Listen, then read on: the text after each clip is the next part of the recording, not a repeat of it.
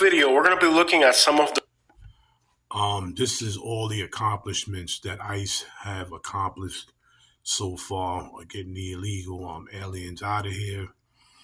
I told people, I'm gonna keep saying it again. If you want to come to this country, you have to come here legally, do the legal process, and then you don't have to worry about getting caught by ICE or President Donald Trump doing his job, the job he's supposed to do, him and Tom Homan. Let's get it.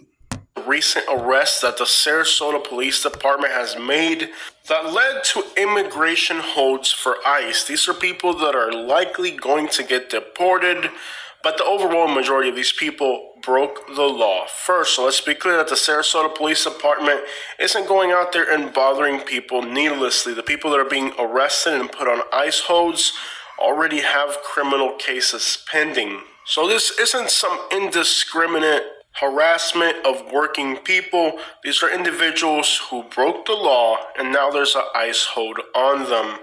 Before we go into the first arrest, I want to show you guys footage of an accident that I ran into recently while Uber driving late at night in Sarasota. It was a car accident. It's not technically Sarasota, but it's a suburb called Lakewood Ranch. You all right? You okay? What's going on here? You all right? Okay? Cops. Crap. Nobody there, so there must have been a DUI they ran. Let me see that person over here.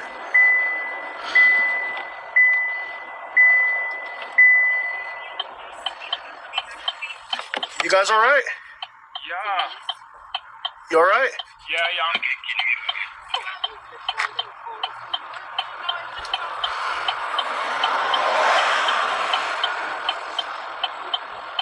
People just had an accident. Lots of drunk drivers. Normally, when we run into an accident scene, our natural response is to run up and help people. But then there's this horrific crime where you get involved in a car accident, and instead of sticking around and helping people, people flee the scene as soon as they can because they don't have a driver's license. So like in this case, I was just driving to Sarasota late at night. Boom, some young kids are doing some DUIs. They have an accident. Cops hadn't even shown up yet. The accident had just happened in front of me. What do? I hop out of my vehicle and offer help and make sure that there's nobody injured. There's times where you can run up to an accident scene and somebody may need attention immediately. Stopping somebody's bleeding before the paramedics arrive can be a life-saving situation for somebody. That is what you're supposed to do when you run into an accident. You're supposed to go out of your way to help people. Now imagine an individual who hurts somebody seriously, and instead of sticking around to help, they try to flee the scene as soon as possible. It's not acceptable. Meet Antonio Castro from Honduras. He is being charged with driving without a valid driver's license and leaving the scene of an accident that caused severe bodily injury. He has now an immigration hold. He will be deported. What can be said about the future of the person who suffered a serious injury during this accident? And that's another problem. The problem is a lot of people sneak over here illegally, and instead of trying to stay out from under the radar, they do crimes, and you're already here legally, so now you just messed your whole self up to become an American citizen. Does this individual have insurance? Is this individual going to have medical complications? Are they going to lose their home? Are they going to lose their job? What can be said about the person who was injured by him? So every time there's an immigration arrest by ICE, people post it on social media and warn the community that there's immigration raids going on in a particular neighborhood. But let's be clear, these immigration raids are targeting specific people who committed specific crimes. If law enforcement starts to randomly pick up people off the streets and arresting them for being here illegally, I'll make a video reporting that. But at this point, what is happening The real situation here is individuals like him who, for some reason or another, are driving without a valid driver's license. They get into an accident, hurt somebody, screwing up the rest of their life now, and they're likely probably not even going to have any type of insurance that can protect them now from this situation. And this guy's intention was just to drive off and pretend it didn't happen, leaving behind somebody's life destroyed. Here's a nightclub in Sarasota that many people frequent. It's a Hispanic nightclub. I'm picking up a passenger here, and the security is going to grab this person, and they're going to make sure that he gets into the back seat of an Uber. This is a responsible business. They're making sure that as people leave their premises, that they don't drive off drunk in a vehicle. You can see my white Bentley there. I let this guy borrow it. He was just supposed to, wash it for me and bring it back to the crib. But here he is at the nightclub flexing with my Bentley. I'm going to let it slide because he's a cool dude, you know what I'm saying? But, like, that's why I don't let people borrow my Bentley, though. But in the case of this particular business, the employees grabbed the person and made sure that he left in the back seat of an Uber and didn't get into their vehicle. That is a responsible business. This is the way you're supposed to handle drinking and driving. Now, we don't know if this individual was drinking or driving or if he just caused an accident, but the overwhelming majority of accidents that happen here in the Sarasota area are related to nothing more than people drinking. Meet an 83-year-old homeless man who was arrested for trespassing. Now, I met this individual right before he was arrested. I just pulled his body cam footage. The Sarasota Police Department is very prompt. I think in 2 weeks we'll be watching this video. Now, he claims to be a U.S. citizen, but the Sarasota Police Department website doesn't lie. It lists him as a national of Cuba. Now, when I met this individual, he swore to me that he was a U.S. citizen born in the islands of the Pacific, brought to Cuba as a baby, came to the United States as a baby thinking he was born in Cuba, but it turns out that one time he got arrested and they discovered he was born in the United States. But that's not what the paperwork says. That's a story that he told me. Now, I do suspect that the reason he told me that story is because he is homeless and likely not a U.S. citizen, and he felt that I could have been ICE or immigration. Not sure why he came to that conclusion, but it didn't take long for his... These are the stories you're going to be hearing. People are going to be lying about their status. That happened to us when we first started apprehending a lot of these Venezuelans that was stealing from the stores, Walgreens, and then trying to come into our park. And they was giving us all type of stories, but we already knew better.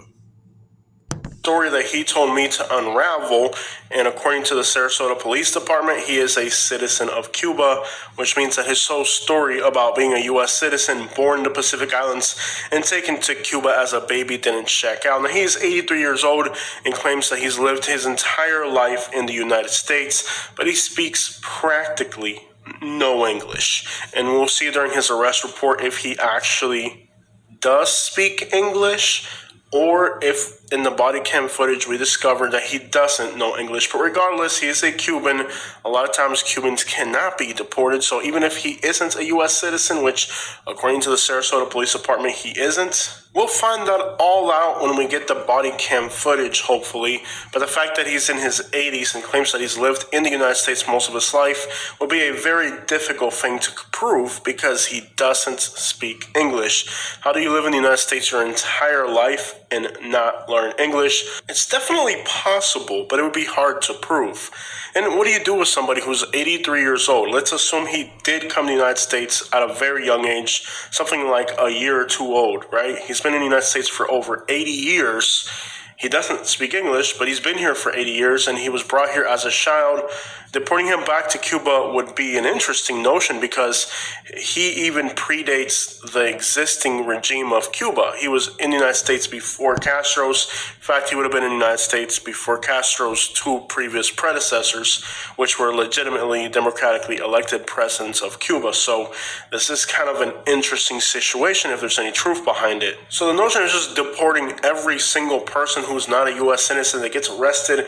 It gets a little bit more complicated than that. I mean, at 83 years old, he could have been illegally living in the United States before the Act of 1966 that allows Cubans to come to the United States. So he's been in the United States before the Cuban Adjustment Act, regardless if his story checks out to some degree. This is a very complicated legal situation.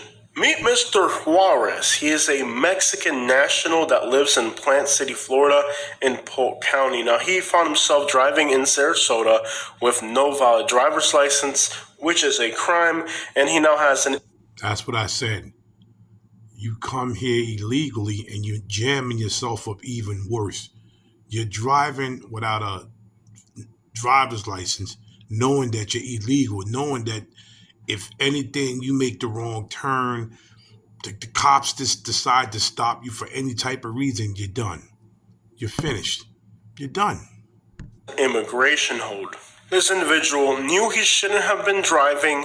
Now he's being deported. If he hadn't been driving, he wouldn't have got deported. He was arrested just 4 days ago. In the last week, I discovered about 4 or 5 people with immigration holds, so we're not talking an onslaught of people getting deported in Sarasota, but I did want to share with you guys the actual people who have been arrested in Sarasota and talk about the reasons why they were arrested and detained with ICE immigration holds. Note that it isn't uncommon for people to be deported once, twice, 3, and 4 times. Now, the state of Florida recently implemented new laws that if somebody reoccurs after deportation, their charges are enhanced and they will have to spend time in the state prison system. Now, with the governor's new law, any individual who breaks the first time will have a mandatory minimum of 9 months in the state of Florida. Now, I don't know if that immigration hold will see these individuals getting deported before they serve that time. But I would assume if they don't serve the time and they reoccur by entering the state illegally again, the second time will be a 2-year in the state system, which would mean that this individual would now have to, I guess, pick up the time not served before deportation. I'm not sure how that works. If anybody knows, please explain it. But the notion is that in the state of Florida, there are new laws that enhance people who are subsequent offenders. And each time, you're going to see an increase in the amount of mandatory minimum time. It's a new law that just passed in the state of Florida. So technically, these individuals are going to get a minimum 9 months in the state of Florida.